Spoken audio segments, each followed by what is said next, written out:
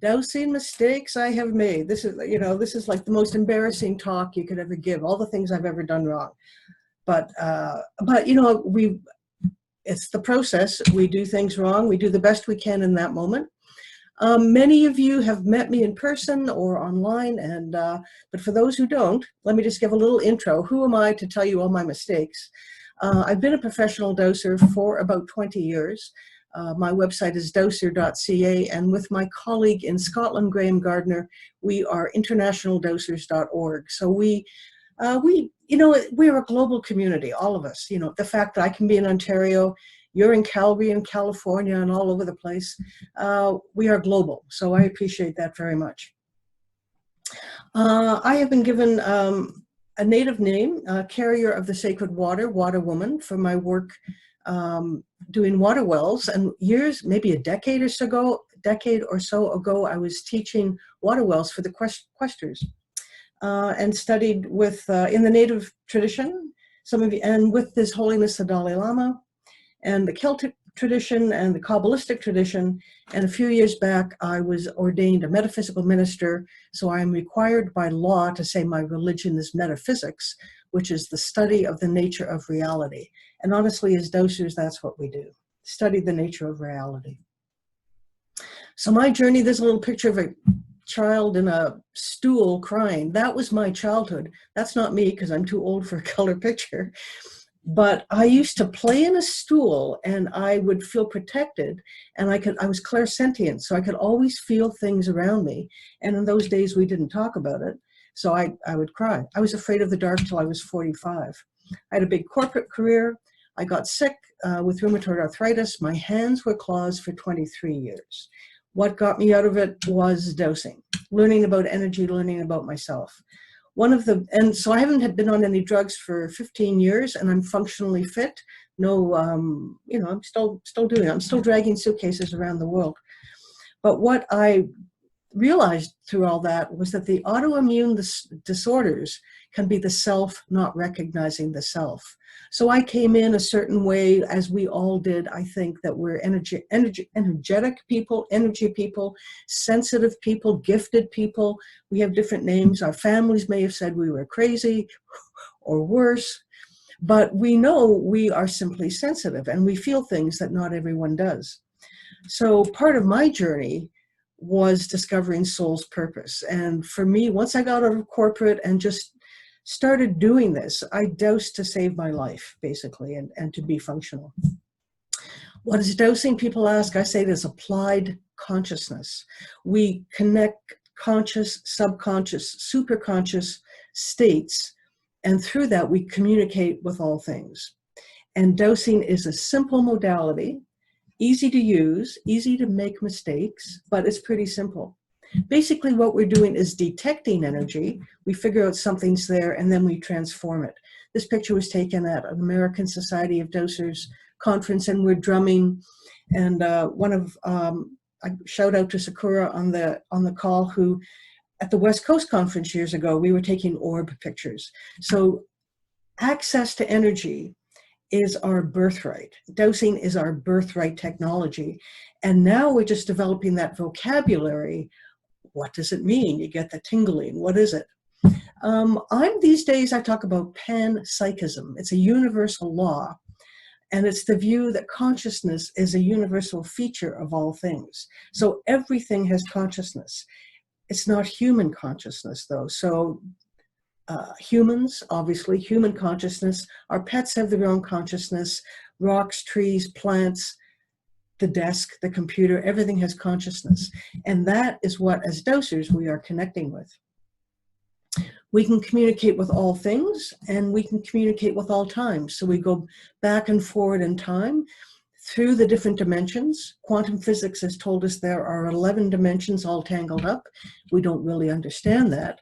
But the interesting thing is that the quantum physicists now, quantum mechanics, basically say, for example, that the multiverse is a real thing. They think that's the best possible model of the universe. And it's the same kind of experience that we all have when we journey out in the other realms. We are experiencing beings from the multiverse.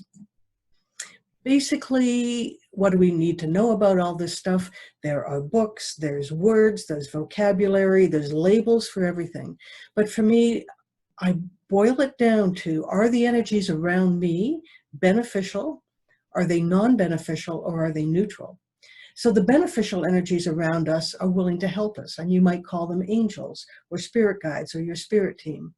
The non-beneficial things around us, and here's a question that I learned to ask. I'm telling you, one of the problems I had was not being able to tell the difference between these types of energies. And then I learned to ask specific questions. The specific question for a non-beneficial energy who might be masquerading as a beneficial is, are you here to help me for my sake? Are you here to help me for your sake? And you'd be surprised that a lot of stuff that's willing to help us and support us is only doing so for their own sake. So it's a key question to ask. We need to recognize trickster energy, and honestly, it's everywhere. And that the two biggest things I've had to learn in all these years is, one, to quiet the mind, to go into that still place, to go into the authentic self, to go into your heart, and to recognize your own heart. And then to be able to scan the energies around us and say, this is resonant with my heart.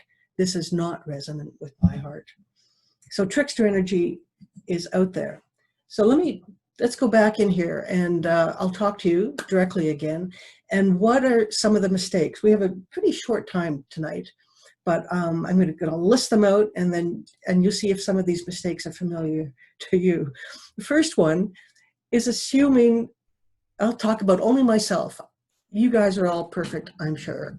For myself, I would assume I knew the facts of a situation. I'd go, there would be an energy phenomena, for example, or I'd be with a client, or I heard or saw something, and I would say, that's one of those. And I didn't always know the facts. And if you work with me, you'll notice that all my checklists, there's always the word other, because we think we know the facts. But if you go down, is it these things or is it other? Then you go, this is not what I thought it was.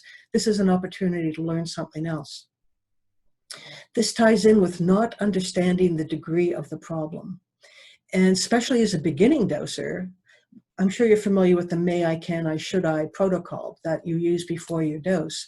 But, as a little babe in the woods at the beginning, I really didn't know what I was doing particularly. And several times, I remember early days clearing a house, and I was exhausted the next day because I had let my own body frequencies go into resonance with the toxic energies of the house. And I did not know I couldn't handle it. So one of the things I say in here now, when I go anywhere, is, am I safe? Am I safe to stand here? Am I safe to do this work? And then the may I is permission, can I is ability. Do I have the ability to withstand whatever this toxic energy is? If you get a no, you go back and you work some more, or you have a group, and it's excellent to have people to work with. But before you jump off the cliff, know how high the cliff is. The other mistake we all make, I think, as human beings, is that we can be too emotional about an issue. So when we dose for ourselves or our family or the people we love, we care about the answer. And my very first dosing teacher, the late Bruce McGill, he told me in my first lesson, dosing works best from a place of ignorance and apathy. You don't know the answer and you don't care. So people say, well, how can you not care? Well, we have to get to the place, I call it the place of compassionate detachment. I see you have a problem. Let me see if I can help you. So being emotional. So emotional freedom technique is a way to damp down your emotions. It's a good thing. The other thing is dosing without preparing for a session. A lot of people, and I probably did it too at the beginning, you just pick up your pendulum and you start dosing away. You honestly, if you just pick it up and start dosing, it's like dialing random numbers on the telephone and taking advice from whoever answers the phone. So we want to be prepared. We need to be physically strong. We need to be drinking water. We need to, be in a good place to be rested and to have the time. and confidence to do this. A lot of this is belief system and confidence. We need to believe we are connected to something that can protect us, or that we have a lifeline back if we get into trouble. So preparing for the session as best you can. Part of this is not knowing when you're connecting in, you don't know what you're connecting to. We mentioned earlier trickster energy. And in my experience in talking to my clients and talking to colleagues, a lot of people will say, oh, I saw, and then they'll name a beneficial, I don't want to call it a deity or an apparition, a manifestation. They see something that looks to them like a beneficial manifestation, and they trust it. And it's trickster energy. Or, so they're controlling us. They, what is they? They is the non-beneficial energy from whatever source. They may try to control us by creating trust. They seem to be able to flip through our files in our heads and pull out images that we trust. Oh, it's, a picture of my spiritual leader who's passed. Oh, it's, a divine whatever. With dowsing, we can check, is it really that or not? So they try to control us with love and trust. They may also try to control us with fear and show you very scary things. For me, my whole life, it was honestly only seeing scary things. Some people talk about, lovely experiences with angels and energy and all this. And for me, it was just like every moment, up until I found dowsing, I was afraid because I didn't know what it was. So thank goodness dowsing has given me the discernment to be able to distinguish between beneficial, non-beneficial, and neutral energy. So discernment is huge. Quiet the mind and feel your authentic heart and work within that, and work within your own tradition. Another big thing that I don't know if I was ever taught to do this, but it's after a session, and even after a meeting like this, you need to disconnect from the energies that you've been working with. So I've been teaching on Zoom, as some of you know, and I've got clients in Australia and the UK and Switzerland and all over the place, and yet we are connecting energetically just in exactly this way, which is exciting. But in doing that, there's like a huge net being cast, and we're pulling in, and even doing this now, but we are safe. There's a huge net of energies around us all the time. So it's being as aware of the energies around you as you need to be and when you choose to be, because we need to be able to shut it off as well. So we need a mechanism to open our session and to close our session. If we don't close the session, you drag this stuff around. And I know if I'm working and then the phone rings and I don't close my session, then I will feel exhausted. And I'll lie down on the couch, and it's like the old days when I had the arthritis. I'm so tired. And then I go, oh, I forgot to close out. I forgot to disconnect. So then I do it, and then my energy comes back. So another thing, I'm recording this, and we'll put it up, and Calgary and Elsa's will put it up as well, so you can listen to it again. But when we do a balancing, you often hear somebody, well, I went to the house, I did a balancing, and then the thing came back, whatever that thing is. So what we need to do is to ask, so we may be highly skilled in the balancing and the clearing, whatever, but we need to ask for a solution on an ongoing basis, so that even after you leave, that the energies will still create and maintain beneficial outcomes. The other thing I noticed over all the years, and I'm going to show you my dowsing protocol, which those of you who know me, it's my answer to everything, but it is true. The other thing, true for me and true for many people, the other thing I noticed is that when you clear a frequency in a house, let's assign 100. It's a frequency of 100. Oh, that's the toxic thing. It's 100. And then you disconnect the 100. But these clever little energies, then they move to 99.9. So your dowsing no longer is clearing it. It's just moved over. It's still toxic, and it can keep shifting around all over the place. So in the protocol I share, we clear in all dimensions, time frames, realities, and frequencies. So my thing is I go in like a lamb, actually. I used to fight in the old days because that's how I was trained, to be aggressive and to, get out. I remember doing a ghost bust some years back, and I was successful in getting the beings off the property. But then later another practitioner came in and said, you know, they're all lined up around the edge of the property. So you can't just tell them to go because they don't know where to go. If they could go, they would have gone, very likely. So I often say they take refuge in us because we're such nice people, and also we are visible in the other realms. The more we work energetically, the more we are visible in the other realms, and the more other types of beings may take refuge in us because they are lost, they can't get home, they end up on this dimension, they didn't mean to be here, or somebody opened a portal and brought them in and they can't get back. So for me, all my work is based on how can I see you there, how can I help you? And we go from there. But we need to ask for that ongoing solution so that we create and maintain ongoing successful outcomes. The other ego problem, and we all fall into this trap, I think, if you stay in it, you will end up in trouble. But the ego, if we think we are doing this work, that we have the power to do it, we don't. In my experience, that what I consider myself like a traffic cop, and I'll say, okay, divine source, you know, we got a problem here, and then I can direct it because I'm a representative of the planet. I'm a human on the planet, and I can help direct the energies to where they're needed. And I can invite in the best and highest good. Because a lot of these energies can't enter into our domain without permission. The non-beneficial ones will just kind of burst in, but the helpers, you know, they're sitting there, like the guardian angels. If you don't ask them for help, they don't. So ask. Also, when we ask for change, we want to create and maintain a wonderful experience for us. But we need to ask to be able to integrate the energies at the appropriate rate.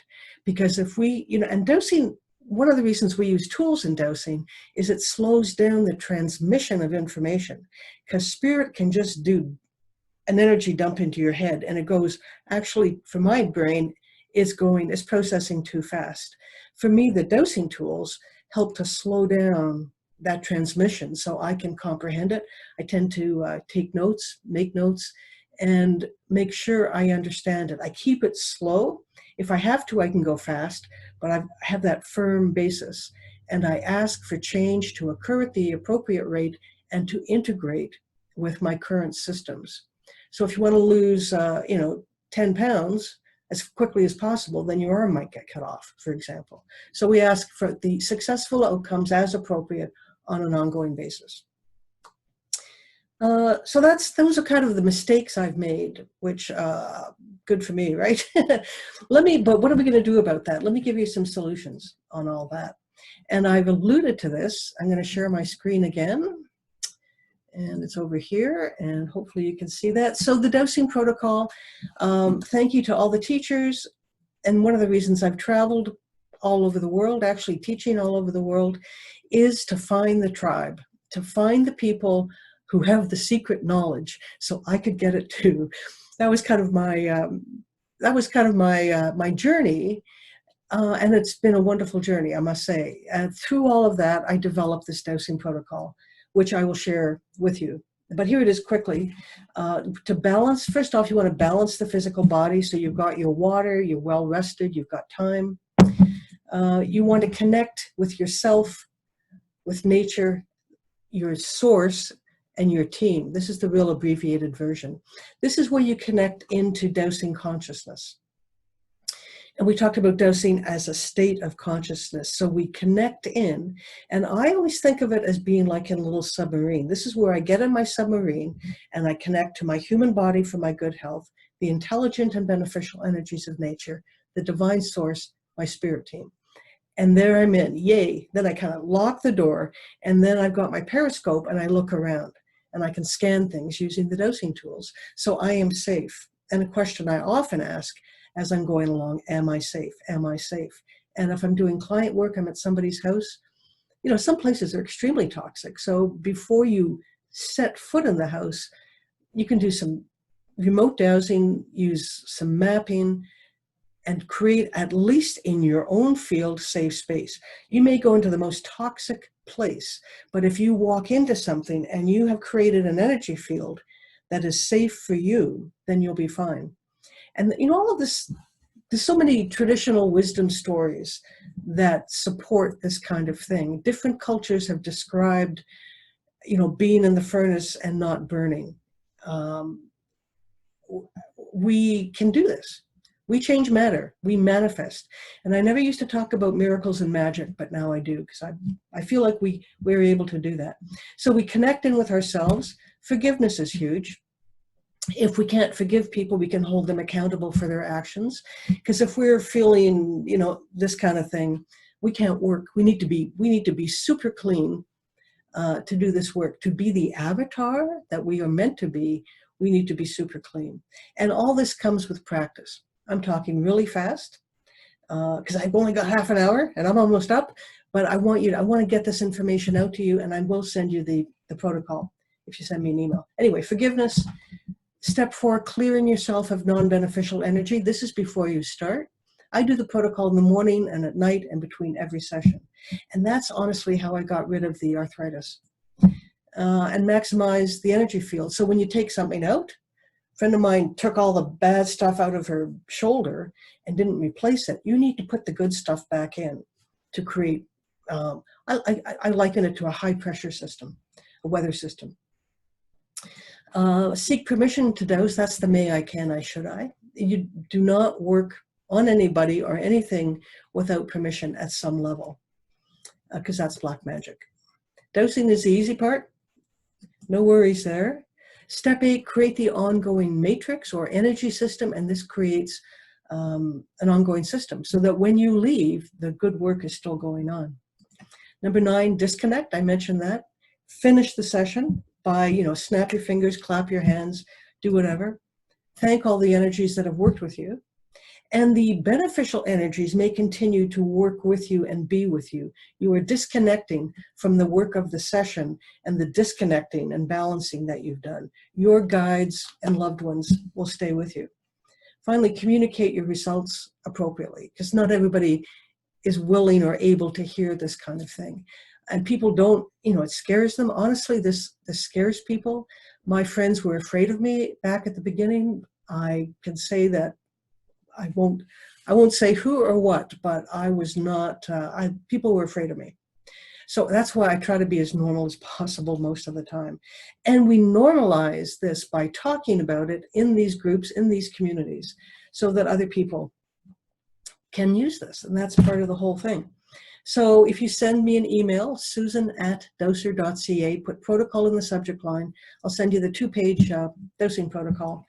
And with practice, honestly, it's the best thing I have found to be safe, to be accurate, to heal myself, to maintain energy. The other thing I use a lot is the plus-minus chart. So it's not just yes, no. It's not just on a scale of 1 to 10, how good is it? Because we want to know, oh man, there's some really bad stuff in there. So that's one of my big tools, using a plus-minus chart. Psychic protection, very important. Good old Keanu Reeves. Really, we can do this. And if you don't believe you can do it, act as if you can do it. And you often get the same result. Fake it till you make it, as some folks say. So for me, this dosing protocol is the basis of psychic protection. Maintain your sovereign being. I'm a human, I'm on this planet, my body, and you stand your ground. So you really step up and become a spiritual warrior with this work. And if you don't do that, and here's where I say something kind of rude, that if you do not do this, you are a juicy morsel for who knows what. It's really important. So we need to stay conscious. There's no this la, la, la. I maintain, and dosers do this. We maintain our brainwave frequencies through all brainwave states, so that we know where we're going, and we remember, and we come back, and we don't leave bits and pieces of our stuff. We stay conscious. A physical object helps, something that you hang on to, that whatever it is, a cultural object. And then don't forget protection while you sleep. That's why they invented prayers. Well, because we are sensitive people, and because we are so strong during the daytime, when we go down to sleep, we're a little more vulnerable then. So make sure that you do something for your sleep time that also protects you. Big questions. Am I safe? Should I dose this information? Do I have enough psychic protection? Is my dosing low, medium, or high? I remember somebody did a session on me years ago. She did the whole session, and then she said, oh, all the answers are reversed. So it's the opposite of everything I said. I couldn't remember, right? So check this stuff out before you begin. Know where you're going. So as you know, I've written a ton of books, and this is all my journey, my energy journey. As I've learned things, I've written them down. And as soon as I hit print on a book, then I get new information. So that's worked well for me. I'm at susan@dowser.ca. My primary website is dowser.ca. And since you've asked to hear about it, I'm running Zoom workshops. This is fabulous. I'm doing specialty workshops. The next one's sold out, but and the next September even is half gone. But we do, if you're really experienced with the work and everything I've just said, then you can register directly in a specialty workshop. Or if you want to get the longer version of how to dose with all the tools and all the rest of that, that's in the boot camps. The next one's up in September. So boom, that's me. So I've overstepped my time a little bit, but are there questions? And please tell me how much time we have to chat. Yeah. Thank you so much, Susan, for that pack full of wisdom. I'm so happy that we have this recorded so that, because there's just so much in there. Okay, we do have one question here. How do we get psychic protection? Well, for me, the biggest thing, psychic protection is probably the most important thing. I mean, honestly, it's pretty easy to learn how to use a pendulum. Psychic protection, for me, comes from doing the dosing protocol morning and night and always before I dose. So the dosing protocol was also my self-healing method. I call it a protocol. It's actually a method. Because you can tell when you go through that protocol, and we did it super fast, and you go through it with your pendulum, and you ask, am I, sometimes I ask to connect with my human body, I get a no. I ask to connect with the intelligent and beneficial energies, I get a no. So you stop right there, and then you work out these little problems. You have to build this strong platform. And when you build the platform and go in, for me anyway, with the protocol, then it doesn't matter what you hit. I used to think everything was out to get me. And then I think now more that things just need help. And if they haven't been helped for a long time, they start to get aggressive and they start to get angry. Excuse me. That was an energy cough. They just make themselves known. So psychic protection, whatever your spiritual tradition is, go deeply into that. I use physical, jewelry. A lot of people have amulets or whatever it is. And start small. Don't start off with the biggest toxic thing. Start, I started with parking spaces, or start like finding your golf ball, or, what food should I eat? Do simple things before you tackle the big one. Is there another question? Yes. Any tips to make sure you stay grounded? It's the same thing, the protocol. Step one, you drink water. You're physically in your body. You've been to the bathroom. You're not hungry. You're not hungover. You're not sick. You don't have a passel full of dirty dishes. For me, that is the case. If my house is a mess, I'm aware of that. Like there's disorder in my house. Not that I'm a clean freak, but when I work, I want to have a clean working space. Well, I'll show you some of my other tools. In front of my monitor always are physical objects. So that's a sword, an arrow of truth. I have like a red blanket, physical objects around me that I go, okay, I'm in my space, I'm safe. Am I good? And then I'll check on my plus minus chart. I'll say, oops, let me get a noise here. Please indicate how safe I am in this moment. So right now I'm getting like a +9, which is pretty good. Please, and my sigh, you hear that sigh? That is you changing brainwave states. So we're going down into theta. As you begin to dose, you may find you get sleepy because we're going into theta and delta brainwave states. So you've got to keep yourself awake. You may also notice a little shiver in your body as you go in, and that's like we're plugging into the energies. The main thing is to practice. Do this every day. This is not, oh, I think I'll dose on the weekend. This is like every single day. If you've got a health issue, any kind of issue, and you're committed, it's a matter of committing to do the work. People often say, oh, do I have to do the whole protocol?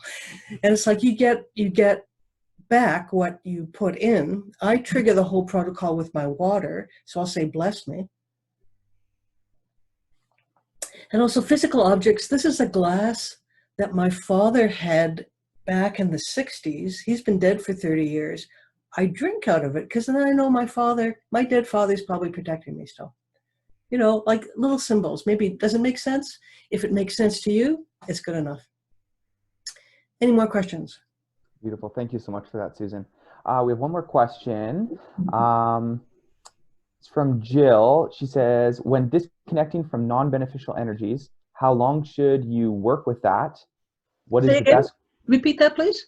When disconnecting from non-beneficial energies, how long should you work with that? What is the best question to ask to be specific to move through the protocol? Okay, well, generally you can feel it. So for me, I use tools throughout the protocol. And when I ask to disconnect an energy, then the tool will keep disconnecting until it's gone. This is why I put in step 8 is the ongoing energy matrix, because you can't sit here all day and disconnect things, right? So step 8, we ask to create an automatic system to automatically disconnect all non-beneficial frequencies, energies, and all dimensions, timeframes, realities on an ongoing basis, and enhance the energies to the most appropriate energies on an ongoing basis. That creates a long-term thing. We are limited by our physical strength, honestly, that if this is making you tired, then you need to rethink how you're doing it. The other thing is to call in beneficial beings. We call in our spirit team. I talked about the submarine, we get them all in. I also invite the participation of beneficial beings in resonance with me and the situation and divine source. And then they can assist. This goes back to, you know what? I don't do anything. I find the problem. Say, oh, there's a problem. Can we help? And then we bring in the beneficial energies to resolve the problem. And then we ask on an ongoing basis. And then you might check. Then I always do baselines on my thing. Please indicate the severity of the problem now. It might be -10. I'll do some work. Ask for an energy matrix to go in there. Then maybe the next day, please indicate the severity of the problem now. Oh, it's getting better. Good. So we check. The point is, don't make yourself sick doing this. Don't get tired. Don't think you're doing anything. This is our birthright technology. We can do it. For me, the protocol is, and I get testimonials from all over the place that, you know what, it's working. Yay. Any other questions? Yeah, we have this one last question. We have a few minutes of time left. And I think you kind of already touched on this, actually. But it's from Lisa, and she just asks, do you ever work with specific energies during clearings, such as violet flame, various archangels, etc.? Okay, that's a good question. My style is to go completely neutral. Things are beneficial, non-beneficial, or neutral. I do not work within any specific tradition, and that's partly because I teach around the world. I teach in the Middle East, Japan, North America, and if I was to go in with like a specific cultural reference into a country that didn't relate to that, they just go, what are you talking about? So we just talk, I invite people to, what is your spiritual tradition? Go into your own authentic heart, your own authentic spiritual tradition, and find the power there. For me, it's energy. It's only energy. We are only electromagnetic. Everything else is truly an illusion. I once asked on a journey to see my authentic self, and it was just electromagnetic turquoise. That was it. That's me. So, we're having fun here as humans on this planet, in these bodies. Hey, but beneficial, non-beneficial, neutral. Find your own strength through your own tradition to make it happen. Thank you so much, Sue.